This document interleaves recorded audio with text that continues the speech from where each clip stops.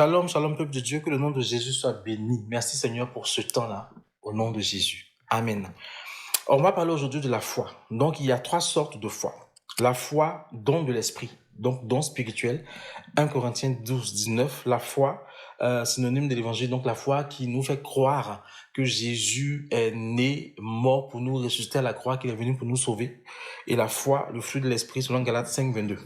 Et on va tout de suite lire Hébreux 11, 1 qui nous dit « Or la foi, c'est la ferme assurance des choses qu'on espère, une démonstration de celles qu'on ne voit pas. » Dans ce passage-là, on voit d'abord la ferme assurance des choses qu'on espère.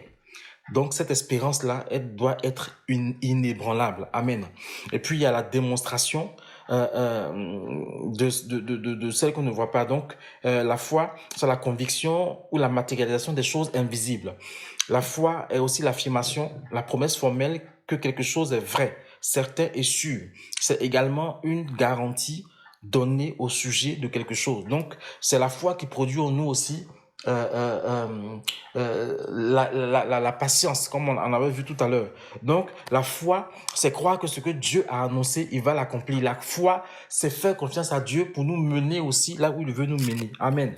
Avoir la foi nous permet de plaire à Dieu. Parce que en Hébreux 11:6, on dit qu'il est impossible de lui être agréable sans la foi. La foi est indispensable au salut. Amen. Parce que quand on lit Romains 10, versets 8 à 10, on voit qu'on dit si tu crois dans ton cœur que Dieu l'a ressuscité des morts, tu seras sauvé. Car c'est du cœur que l'on croit à la justice et c'est de la bouche que l'on fait profession pour le salut. Donc la foi est indispensable au salut. La foi est quelque chose que nous chrétiens, plus que jamais d'aujourd'hui, nous devons avoir, plus que jamais. Plus que jamais. Pourquoi? Parce que aujourd'hui la foi est abandonnée par beaucoup d'enfants de Dieu.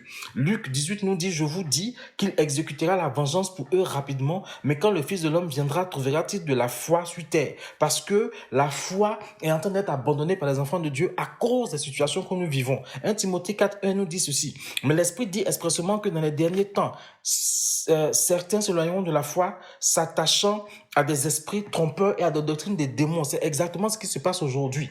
Aujourd'hui, les chrétiens préfèrent qu'on leur dise des choses qui les confortent dans leur péché. Les chrétiens préfèrent qu'on leur dise des choses qui leur font croire qu'eux-mêmes, ils peuvent avoir ce que Dieu a promis. Et on abandonne la véritable foi. Frères et sœurs, si une prédication te conforte dans ton péché, c'est qu'elle ne vient pas de Dieu. Si une prédication te conforte dans tes pratiques mystiques, dans tes pratiques bizarres, c'est qu'elle ne vient pas de Dieu. Parce que le message de Dieu doit te secouer, doit te bousculer, doit te pousser à la repentance. Si ce message-là te pousse à la repentance et aller déposer tes fardeaux au pied de Yeshua, c'est que ce message-là vient de Dieu. La foi en Dieu doit nous donner d'éviter toutes les doctrines des démons. Et il y en a tellement, tellement, tellement. J'aurais pas le temps d'en parler, mais beaucoup de choses se passent dans notre église, nos assemblées aujourd'hui. Beaucoup de choses. Alléluia. Et la prière que nous faisons, que nous adressons à Dieu, doit avoir pour fondement la foi. Parce que Marc 11, 24 nous dit, c'est pourquoi je vous dis, tout ce que vous demanderez en priant, croyez que vous le recevez, et cela sera pour vous. Donc quand on prie Dieu, il faut croire qu'il est capable de nous donner ce qu'on lui demande, si telle est sa volonté. Amen. Les hommes de foi, là où tout le monde dit que c'est difficile et c'est impossible, c'est là où eux ils disent que c'est possible. Parce qu'avec la foi, on peut déplacer les montagnes. Avec la foi, tu peux terrasser tes géants. Avec la foi, les problèmes qui sont insurmontables dans ta vie là sont vaincus au nom de Jésus. Je prie que au nom de ta foi, avec la foi que tu as, les montagnes de ta vie soient déplacées au nom de Jésus. Les géants de ta vie soient terrassés. Les problèmes insurmontables de ta vie soient vaincus au nom puissant de Jésus. Amen, amen. Habakkuk 2:4 nous dit, le Seigneur veut que ses enfants dépendent de lui totalement, mais le juste vivra par sa foi. Alléluia. Habakkuk 2:4, c'est ce que ça nous dit, hein? Mais le juste vivra par sa foi. Donc, par la foi, le juste vivra. Ça veut dire que le juste va dépendre totalement, complètement de Dieu. Le juste va laisser Dieu l'aider dans ses projets. Le juste va laisser Dieu lui montrer ce qu'il attend de lui.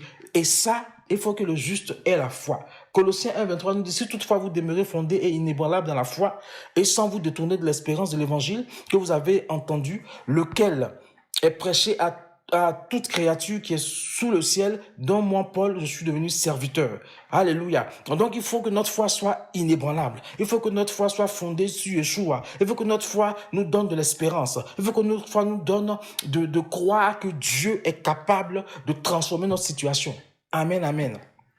Que le nom de Jésus soit béni et que Dieu permette que notre foi soit vraiment inébranlable. La Bible dit que si elle est aussi grande qu'un grain de sénévé, on dira à cette montagne, oh toi et jette-toi dans la mer, cela se fera. Que nous ayons cette foi-là au nom puissant de Jésus. Et si on manque de foi, nous demandons à Dieu de nous la donner. Amen, amen. On se retrouve vendredi prochain pour la suite.